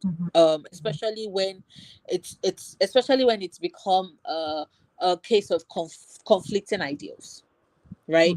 So in my mind, personally, I believe that there's room for both. I think there's room for both. Um, and I also think that there's something that like I don't know if it happens everywhere else, because like society as a whole, especially once again still leaning into colonization, has become one that does not appreciate, that is very isolated and individualistic in how they do things, right? In Nigeria, we still have the newspaper stand, although it's not a newspaper stand. It's usually on the roadside. You have a bunch of newspapers all around. Um, One person probably pays to buy the newspaper, and then everybody like picks up the rest and like they just read, and then you have them having full-on arguments by the side of the road. By the side of the road, whereby just just as it happened in the book, you have people giving different perspectives. I think that that is a great way where I can see in action written news meeting oral media and working together in tandem, because like the conversation is actively happening around the newspaper. And what also happens is that because it's different types of newspapers, there's coverages from like different perspectives, and then you have everybody coming in and having that argument, and they always do it in the morning. So you see these idiots, and I'm telling you, Leslie, you see these idiots, they are trying to like catch the bus so that they don't run late for work. They are delayed. Usually you see them around like 7:30, and you're like, work starts for you at 8 a.m. But you see them so engaged in the arguments with the newspaper. Somebody is shaking one newspaper, another person is shaking another newspaper, somebody is poking somebody in the eye, and they're arguing. And it just, what I are you love all doing? It's entertaining. Sometimes I stand and I pay attention, and then I'm like, oh shit, I'm going to wait, and then I leave them and I run away. He's like, what are you doing? But yeah, it's fun. It's fun. I love that. That feels um okay, so here in the States, when I was reading this, this is something that feels very palpable as far as like propaganda and trying to figure out, yes, critical thinking skills, but it's like I'm just trying to look for a trusted source to get information from. But because I have some crazy mango menace in the White House right now, that's just constantly sociopath, what do you call it, pathological liar, and everyone just is just he's spinning a web and everyone's getting caught in it. And then on top of that, there's all these people in these different under these different structures that are reinforcing it. I felt like I really related to this because it feels like very much what's going on right now versus what I'm getting in oral debates, what I'm getting in the print, and having to sift through some things and trying to find like what is the truth in it.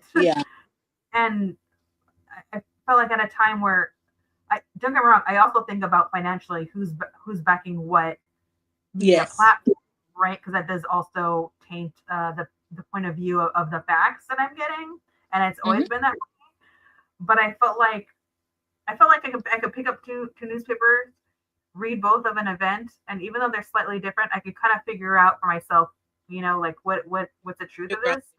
And now I feel like that's completely like the reality has broken of ever getting that right now, And so that's what really spoke to me when I was seeing this. And I also feel like what you said about what you were seeing in true time feels very symbolic of what's going on over here.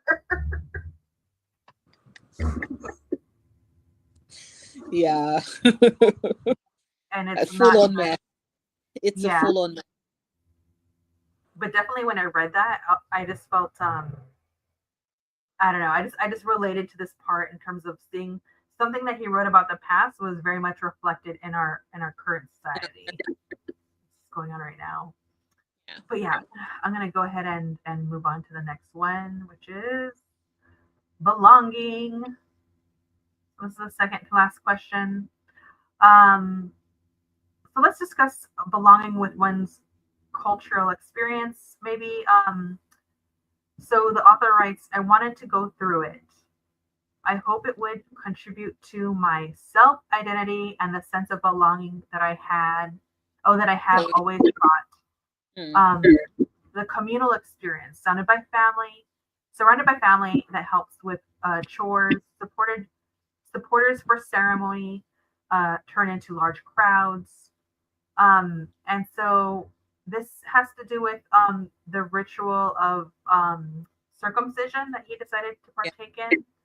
And so I kind of just wanted to talk about like belonging with one's cultural experience, maybe, and what do you think of his depiction of circumcision? I thought it was interesting because even prior to this, belonging has always been something that Ngugi has been battling with throughout the book, right? So he goes to, there's the whole point of being a part of his family unit, right? And that had created a system that he understood that he could fit in. And then his mother mentions going to school, and then he finds himself in school, but there's still that bit of a separation, which he acknowledges, but he's still trying to fit in, but doesn't really fit in all the way, especially considering the fact that, like, his brother is also on the outskirts, and he's dealing with that embarrassment of, like, not the embarrassment, but like the guilt of feeling embarrassed by his brother, because due to how his brother is presenting himself, it would further cause a divide in the very fellow students and classmates that he hopes he can fit into their world, and he can't really do that. And then he goes to a new school, and then there's all of that. And so to him, Ina thought like, okay, you know what, maybe, right? I found it interesting, of course, that the only reason why he was forced to like attend circumcision so early is because his grandmother had insisted that if your friend is going to like turn into a man, you all have to be within the same like group. That's something else that colonialism struck away, this whole concept of like age group, right? It's Mhm. still something that we have here in Nigeria, like the different tribes, right? So when like there are events and festivals, right, you then have different age groups come together, so it's actually a big deal and it's a thing. And I felt sorry for him that, like, you know, with regards that they get to the, like, he writes about them having lost that due to you know, colonialist interest. But I found it interesting that ultimately he sought belonging in like the circumcision ritual, and then at the end of it he still did not feel a part of it, because, you Mhm. know, ultimately he talked about, you know, he's still going to refer back to his books and learning being what makes you, you know, what makes you a man, what makes you a person of note. Mhm. I found it interesting that all, like, it came back around to deciding that intellectualism is where he's going to find his tribe, is where he's going to find his people, because that's where his community had been, right? When you know, his brother Good Wallace and his friends would come and they would like listen to him tell stories, and you know, they would encourage him to book, to read and all of that. It took him participating in this circumcision ritual for him to strip himself of the dross that was keeping him from realizing that he had already found a community within which he could exist and thrive. Mhm. And I found the symbolism of him coming to that realization after he had been stripped of his foreskin a very nice way for Ngũgĩ to, like, you know, arrive at that decision and like get us to that point. Um it's and doubly so for him because even if you can tell that even if it is that he had, it could, like, maybe there was an opportunity for him to not go through with the circumcision, he would still have done so, because ultimately the group he now aligns himself with, the group of intellectuals, is Mhm. one that their community had looked down on as being weak. And so now he considers himself a representative where he needs to show that I can like books, I can like intellectual pursuits, and I'm still not going to flinch from you cutting off my foreskin. And it's such Mhm. a great way for him to still go through, sort of earn the respect for the community, but end that entire episode by being all like, I don't even need the respect in the first place because I've already found my crew. I've already found my group. And the fact that within that age group of them having, like, doing the circumcision, his very good friend Kenneth, who is also a fellow intellectual, with whom he has the argument of, oh, you know, because Kenneth is the one that is like, you need, Kenneth is one that anybody can write, you can write anyhow, you can write whenever, and Ngugi is like, no, you need permission, if not you're going to go to jail. And Kenneth is like, I'm gonna show you, I'm going to write my book and I'm not going to get permission from nobody and all of that. Like, that is the person he's reading Stevenson with. That's the person that understands, right? That understood the question about Treasure Island together with, because like that's his crew. And the fact that they both got circumcised at the same time, but he already had his community even outside of that. I think it was a great way to show that in his desperation for finding like where he belonged, he had no idea that he had found it all along. And it Mhm. took having to go through that for him to come to the realization that he had found his people after all. It was lovely. Yeah, I definitely felt I don't know. I find it interesting. I guess because I'm trying to wrap around my mind around like his search for a sense of belonging. Mm-hmm. He is part of like a culture that very much includes like uh, a collective, but Mm-hmm. again, I Mm-hmm. think it also just has to do with like mm, it has to do with like the colonial construct weaving into Yeah, them. but also we also have to remember that there's also the bit of like, yes, the colonial structure weaving. right? Because that is where, the whole thing of, oh, there's a separation between like the educated who then form part of the elite class and the non-educated. But then you also have to remember as well that this also ties as well into its familial ties, because it's through your familial ties that you first get that sense of belonging that then applies to like a larger community. And with his that you also get the sense of a larger community. And with his father, like with his mother having separated from his father, there's that point of the separation from a family. So he goes from the identity that he had known, the belonging he had as they fit within the wider space of the polygamous home, to then living in limbo at his grandfather's house, because like it's not the same. Living with his grandfather is not the same as living with his father, right? He's not with his siblings except for his direct brothers. Everybody else, like, they are kind of separate, and the fact that he still has to interact with them because of where, like, them both, all of them working on the farms, and then there's that clear divide when they get home, which always, every single time that happens, it reinforces the fact that he's now separated from them. I think it goes a long way. That's so true. Yeah, right. Because he doesn't get to go home with them. Yeah. That's such an awkward transition. Very awkward, very weird. Very awkward. Yeah. To be with your family and be like, hi. Okay, see you tomorrow. With you. So weird. Yeah, that's true. Yeah, I guess I could see that. Something that really struck me when I was reading this portion was I definitely think what he talks about here later informed another book that he wrote called The River Between. Mm. In The River Between, he writes about like there's these two tribes, one on each side of the river, and one stuck to more like their cultural traditions, and on the other side is a tribe that adopted Christianity. Mm. And so I felt like it wasn't like a condemnation for either one, which I found was interesting. He was Mm-hmm. talking about colonization, the negative impact of like Western Christian society in a particular time and place. But I think that reading this memoir really helped me out understand him more, because even though there's a critique, we now are aware that he also, although he's critical, he also does love Christianity, and so there seems to be this. I don't know. To love something is also to critique it. I don't know if I'm saying that right, but Yeah. he's not necessarily just criticizing Christianity, but it's more like of maybe like the stubbornness of willing like an unwillingness to bridge the gap.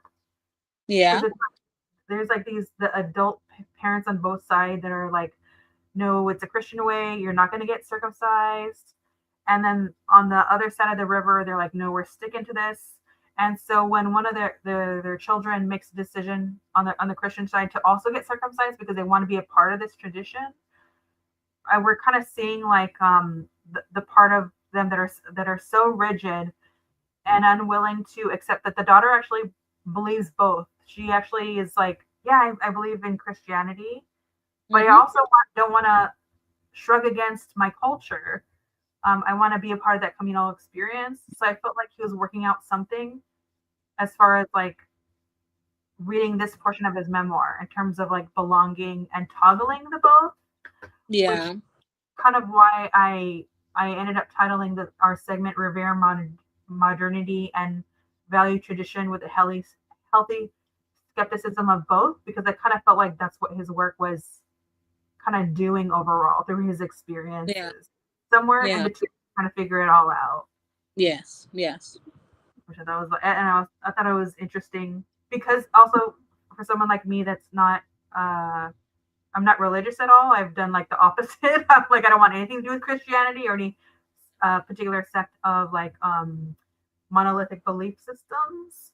I just find it interesting that I am reading someone that is very critical, but also it's like confusing for me to try to grasp that those parts of him that are so complex because he is.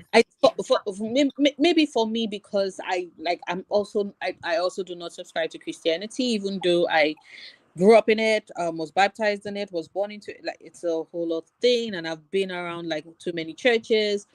I read it more as a case of, when you're somebody who was raised within the faith, in that way, it's very hard for you to separate totally.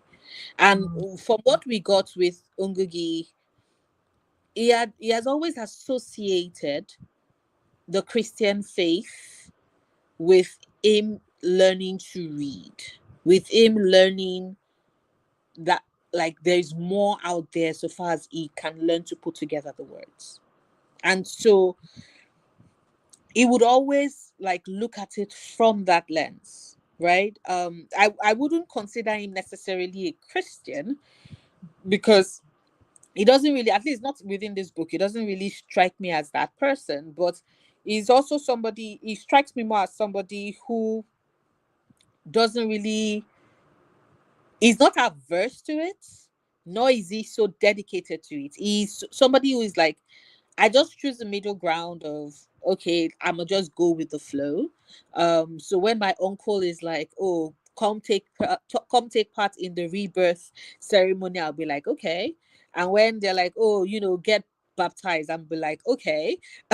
Because to him, he's not like feeling wholeheartedly dedicated to one or the other. He's just, you know, let's see where it leads. Let's go with it whatsoever. And it's a pretty good ride. At least that is how he seems to work with it. And like you said, it's about what it clearly is, rather hinting at, is that there needs to be a balance, right? um and especially when you consider the fact that, like, traditional beliefs have existed because they've always been here, but also, like, the missionaries also did, bring in some thoughts and ideas with regards certain practices that they consider like, oh, harmful and that should be changed. The problem, of course, has also been that they also use that as a way to try and exercise political power over Kenyans, which is clearly something that he objects to. So it's all about finding a middle ground for him. That's how I read it. Yeah, and I definitely felt like that was reflected in his work. I don't know, it was very fascinating. Mm-hmm. All right, on to our last question. The pen is his weapon.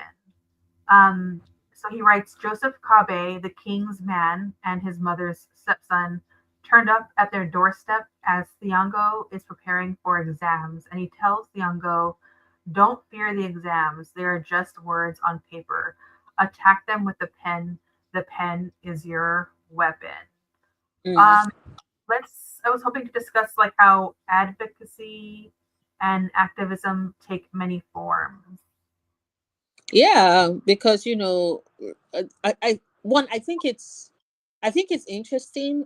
Personally, I do think that scene with Kabe was also because, like, Thiong'o mentions, like, Ngugi mentions the fact that he smelled of alcohol. So I'm working with the assumption that he was drunk, and he was drunk because he felt guilty.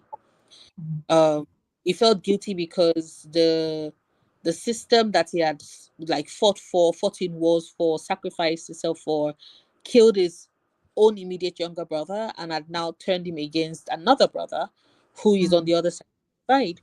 And so there's that bit of guilt. But at the same time, there's like, it says a lot that both he and Good Wallace showed up, like, within, like, the same space of time, not like hours, like days of each other, both basically giving Ngugi the same advice that, the exam is nothing for you to worry about. You can apply yourself. I thought it was very good. I also thought that it was interesting because, like, with Good Wallace, there's the activism that is like with bullets and guns and shooting and killing. And then it's a great And then with Kabe is also with bullets and guns and shooting and killing, because he was a soldier, and now he's working like helping the king's guard in a way. And then you juxtapose that, whereby these two, for whom activism is violence in a way, are also basically trying to get their baby brother to see that words is the words, and like how always come easy to, always been good at and excelled at, is his own power, is his own form of, I found it a great way, like a great form of resistance, especially when you consider the fact that this is set against, like we mentioned, um the threat of physical violence, the fact that they are walking to school, and there's the terror of, okay, they're going to kidnap person, they're going to kidnap me, they're going to accuse me of this and all of that. Like, they just left church like a couple of chapters before, and they had arrested them, and they had been hit with the butt of a gun, right, and all of that. So the fact that it says a lot that Ngugi is able to walk through all of that and actually actively go, you know, apply himself, give the best for his exam, pass it, is the only person in their district to get access to that high school. And then it is the head of the King's Guard, right? When everybody was like, oh, they're not going to let him go to school. It's the head of the King's Guard, yet another person for whom violence is their own form of activism, who is like, no, we are all going to support this boy. We are all going to send this boy to school. He has earned it. He's put his work into it. So it's still, even within that, even though everybody agrees that they all have differing opinions and thoughts with regards whose side is right or wrong, they can all collectively come together and agree that education, right, words, education, like knowledge, is a great weapon in itself. It's something that Ngugi is good at. It's something that he should be celebrated for and encouraged to pursue, because ultimately it would be beneficial for like their future as a whole. And I think it's a beautiful way to like wrap up the story and to like situate, like, okay, this is where Ngugi gets to, this is how Ngugi gets to, like, this point in his life. It's for me, it's a great way all around to like express that. Yeah, and I also felt like in this portion, I really had his mother on my mind, Mm-hmm. because um and the pear tree all kind of wrapped up in the pen is his weapon. Mm-hmm. Um, because I'll say this, like in the States, whenever we learn about like historical figures that have been activists and their impact, Yeah. sometimes actions seem to like loom so large, Mm-hmm. and they're sometimes sometimes through like a propaganda lens of like, to be an activist you must be like this perfect person, and so then Yeah. their life gets written in such a way where we're not really seeing like the nitty gritty and nuance of people just being human. Yeah. And so sometimes it feels like that takes away someone learning about those figures feeling like they could be an activist or an advocate.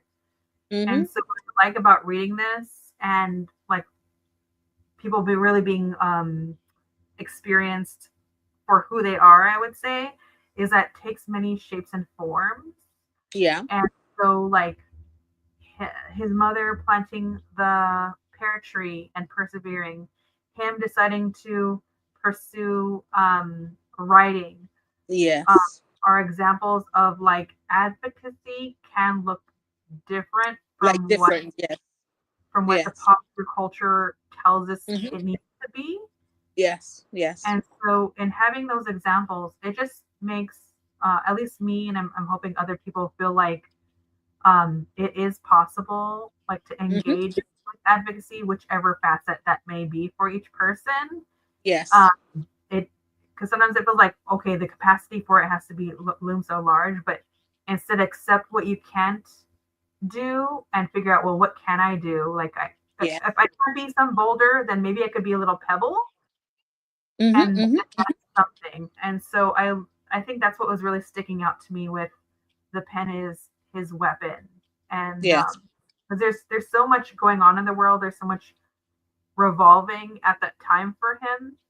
And so he kind of has to, I feel like he has to center himself and figure out like, okay, what's the next thing? And it all connects to Pear Tree, the promise that he made with his mother, the pact, and then kind of figuring out that art can be a weapon.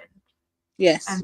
And how do you weaponize that to potentially be that little pebble to how do I say to add to like decolonizing, I guess is what I was really that I guess that's what struck me with this Yeah. path. Yeah. But yes, a beautiful wrap up. Was there anything else from the book that you wanted to discuss? No, I think you covered most of it. I just, if I wanted to add anything, I would just say like the hypocrisy of Lilian was just so interesting. Like, I thought that Ngugi's words to her at that point were when after they had worked and she was meant to pay them the wages, and some of them had gone in to like take some fruit, just a little bit of fruit, and she was insisting and demanding that they come through. And when nobody said anything, she was insisting like those that witnessed them to come through, and when nobody said anything, she was like she was not going to pay them anything. And he ends up like full on telling her that, and you call yourself a Christian, right? And I was just like, yes, thank you, because from the very moment this annoying ass woman came and was like, oh, you heathens, I was already very irritated with her. And I was just like, oh, there's no love like Christian grace, there's no hate like Christian love, mind you, because I was like, what in the nonsense is this? So like when he was like, and you call yourself, it was like, when and you call yourself a Christian, I was just like, spectacular, brilliant work. Because the fact that he keeps differentiating her from her husband, I was like, speaks to his age, because he's still grateful to the Reverend for putting his mother on the right track in helping him like get the cure for his eyes, which I'm like, valid point, I get it. But at the same time, I'm like, she's still not that different from her husband, because her husband basically stole your father's land. You cannot ignore the fact that her husband knew your father paid for that land in goods and sheep and like livestock, but he did not care. He did not care because he knew that he was going to get like valid paperwork to back it up. So I'm like, ultimately, it was still trash. Come on, honey. And like, this woman was still trash. Her husband is trash. Family is trash, because a stupid ass son was having sex and was like, "Oh my god, it was not me." And then they shipped her son to South Africa. And I'm like, this entire family is trash. Throw them in the dustbin. Throw them in the dustbin. So, yeah, that was just that's just a random thing I would put in. All right, I'll just add, because I wasn't sure where to put it, and I didn't really have a question. Although sometimes the prompts aren't really questions, just like thoughts. Because he has such a large like family of like siblings, we do see kind of like a microcosm of like what's going on at that time with the Mau Mau Rebellion, which is like he has family members that are on one side and the other side, and then he has a sibling that, or I can't remember, it was an uncle or something that switched sides. So I just found that like so fascinating, like just within his own family, because it's a large family, you're seeing like whose I guess loyalty lies where and the political spectrum. And I found that like just so fascinating, and to know that this one person is experiencing all that, just like this is his family, and trying to get out is like I don't know really have any words other than wow. I found that like very, very complicated, and a hostile time that's already complicated, how it informs his work. But yeah, thank you so much for being here and taking the time. Thank you for having me. Thank you, Darkalina. This was a great discussion. Yes, thank you. It was a great discussion. Thank you for joining us. With that, I'll go ahead and where do I end this? Okay. I'm going to go ahead and end this here and just say, remember, history is not behind you. It's knocking on your door right now. Bye, everyone. Bye.